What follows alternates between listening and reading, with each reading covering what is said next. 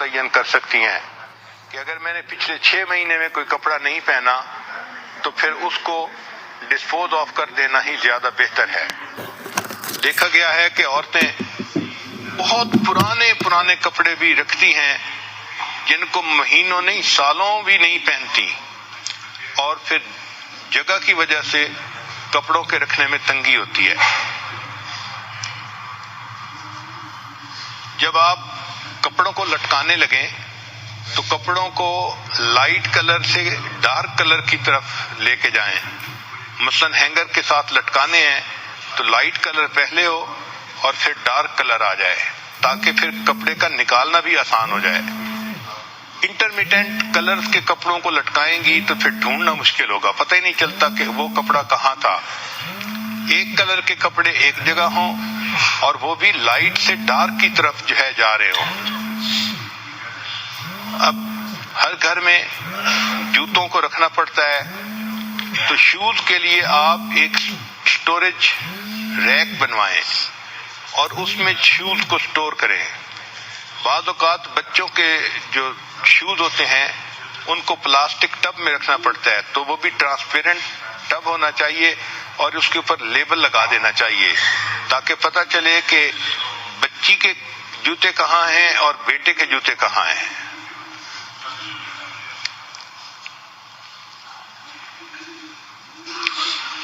Next point laundry کے بارے میں،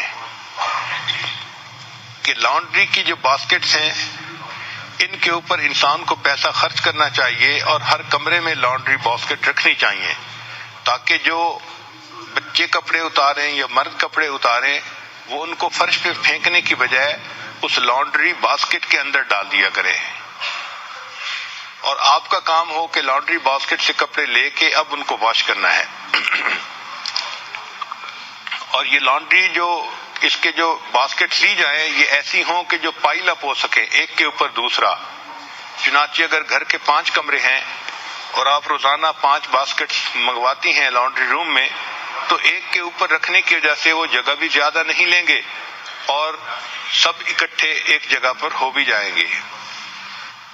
اسی طرح اگر واش روم ہیں بڑے تو ان میں بھی لانڈری باسکٹ رکھی جا سکتی ہے تاکہ بچے کپڑے بدلیں تو اس کو گندے کپڑوں کو وہاں پر ڈال دیں۔ لانڈری روم میں جو باسکٹس ہوں تو ان میں 2 باتوں کا خیال رکھیں کہ جو ڈارک کلر والے کپڑے ہیں ان کو الگ رکھا کریں، جو لائٹ کلر والے کپڑے ہیں ان کو الگ رکھا کریں، ان کو دھونا بھی الگ الگ چاہیے۔ ایک بات کا اور خیال رکھیں کہ جب واشنگ مشین بند ہوتی ہے اور کپڑے دھل جاتے ہیں تو کپڑوں کو نکالنے میں دیر نہ کریں۔ بہت ساری عورتیں دیر کر دیتی ہیں، 1-2 گھنٹے کپڑے پڑے رہتے ہیں، ان کو آئرن کرنے میں بھی دقت ہوتی ہے اور ان کو سنبھالنا بھی مشکل ہوتا ہے۔ تو جیسے ہی واشنگ مشین بند ہو آپ لوڈ کو فوراً نکالیں، اس میں رنکلز بھی کم ہوں گی کپڑوں میں، اور ان کو سیو کرنا اور فولڈ کرنا بھی بہت آسان ہو جائے گا۔ اب گھر میں پڑھنے کی جگہ جیسے اسٹڈی ٹیبل ہوتا ہے بچوں کے کمروں میں یا خامد کے کمرے میں، تو اسٹڈی ایریے کو ہمیشہ سمپلیفائی کرنا چاہیے۔ جو میل روزانہ آئے پوسٹ مین لے کے آتا ہے تو اس کو ڈیلی بیسس پہ ڈیل کرنا چاہیے۔ جو ربش میل ہے اس کو ہمیشہ فوراً نکال دینا چاہیے۔ ہسبینڈ کی کوئی میل ہے تو وہ اس کے ڈیسک کے اوپر روزانہ رکھ دینی چاہیے تاکہ جب وہ آئے تو اس کو اپنی میل اپنے ڈیسک پر ملے۔ اگر آپ کو اپنے بچوں کے بارے میں میل ملے اسکول کی طرف سے تو اس کو الگ فائل اور فولڈر میں رکھیں۔ یہ بہت اہم فولڈر ہوتا ہے چونکہ بچوں کے جو میل ہوتی ہیں اس پہ پیرنٹس کو ایکشن لینا پڑتا ہے، سو اس لیے اس کی بہت احتیاط کریں۔ مختلف فائلیں بنائیں جن کو آپ ریڈ کریں اور ان کو آپ رکھیں اور ان کی رپلائی کریں۔ ڈاک کا پورا خیال رکھیں۔ ہر عورت کو گھر کے اندر انشورنس کی فائل بنانی چاہیے، ٹیکس کی فائل بنانی چاہیے، home insurance, car insurance, health insurance, پھر کار ریپیئرز کی فائل بنانی چاہیے کہ کس کار کو کتنے عرصے کے بعد تیل بدلوانا ہے یا کچھ اور ریپیئر کروانی ہے. اسی طرح الیکٹریسٹی بل کی فائل ہونی چاہیے، واٹر بل کی فائل ہونی چاہیے. جو وارنٹیز ہیں مختلف اکوپمنٹس کی، ان کی فائل الگ ہونی چاہیے. اور جو بینکس کے ساتھ ڈاکومنٹس ہیں ان کی فائل الگ ہونی چاہیے.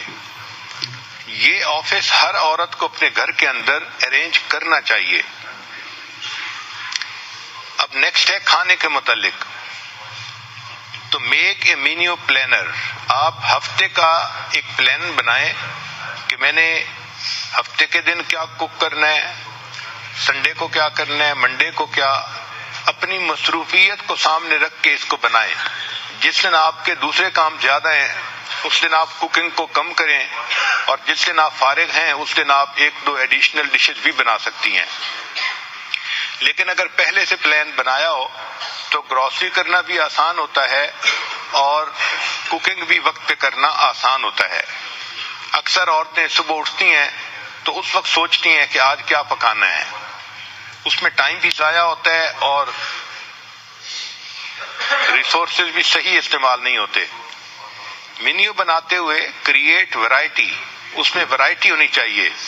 انسان کی عادت ہے کہ روز اگر ایک ہی چیز کھائے تو طبیعت اکتا جاتی ہے. تو اس میں بچوں کو ورائٹی دیں کھانے کی تاکہ وہ رغبت کے ساتھ کھائیں. Make a list of favourite recipe in family. Family کے لوگ جس ریسیپی کو زیادہ پسند کرتے ہیں، پلاؤ پسند کرتے ہیں یا چنے پسند کرتے ہیں یا دال پسند کرتے ہیں، تو اس کی آپ ریسیپی الگ بنائیں. آپ کو پتہ ہونا چاہیے کہ یہ ڈش بنتی ہے تو گھر کے لوگ خوشی مناتے ہیں، کھاتے ہیں. اپنی ڈیلی ڈیمانڈ کو دیکھیں اور اپنی باقی ایکٹیویٹیز کے ساتھ یہ کوکنگ کو آپ کنسائڈ کریں. جس دن باقی کاموں میں مصروفیت ہے اس دن کوکنگ کم ہو، اور جس دن گھر پہ ہیں اس دن کوکنگ نسبتاً زیادہ ہو. جب کوکنگ لسٹ بنائیں تو اپنے ان لاز سے اس میں ان پٹ ضرور مانگیں. اگر آپ کچن کی ذمہ دار ہیں تو بھی آپ کی ساس یہ چاہے گی کہ کچن کے بارے میں مجھ سے ضرور پوچھا جائے.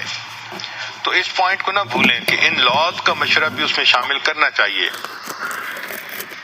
گھر میں ویجیٹیبل اور سیلڈ وغیرہ کا فروٹ کا سٹاک کر سکتی ہیں تو یہ ایک اچھی عادت ہے. یہ جو میل پلان ہو ہر ویک